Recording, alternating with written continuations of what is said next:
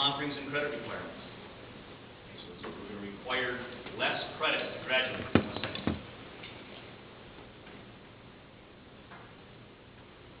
I know what the board and the had these conversations are thinking, does that go with our mission statement? Talking about the extracurricular opportunities, reducing extracurriculars. Again, is that good for our kids? Is that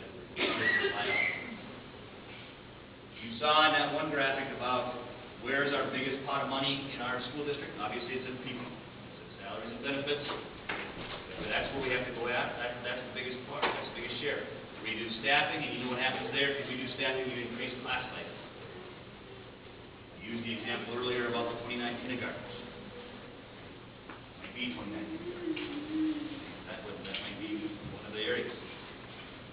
Change grade level configurations. What does that mean?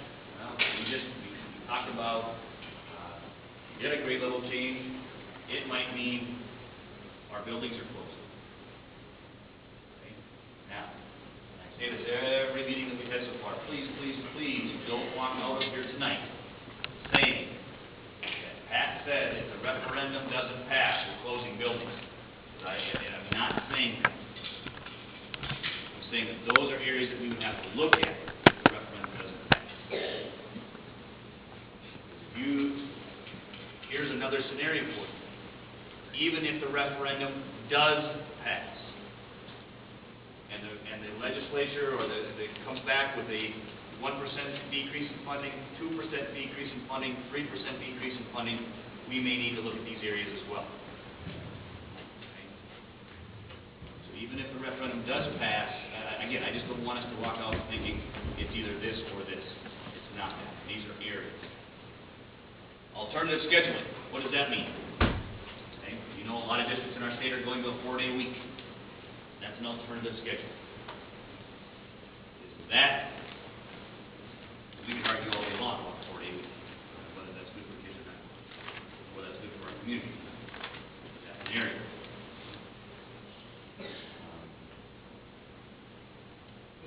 Yes. This one? Question is an SOD, which means statutory operating debt. And basically when a school district goes in the hole, to a negative 2.5% of their undesignated, unreserved funds. I got that right, Diane? When you get to that point, basically you are in what you call statutory operating debt.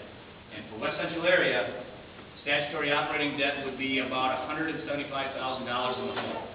If our fund balance, back one of these slides, if our fund balance ends up right there, we are in statutory operating debt. We're below that $175,000 in the hole mark.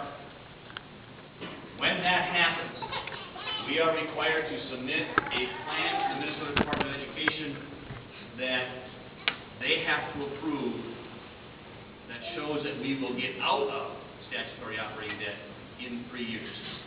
We have to have a plan submitted to them that they approve that says, that basically says that they say it's okay, and our plan is that we have to get out of it. So the state is kind of driving the bus on that.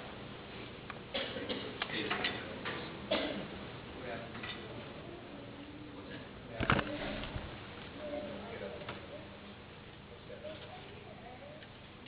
I don't think that's an option, Steve. I mean, if the state says, here's what your plan is, and if you don't get a plan approved, you can be dissolved.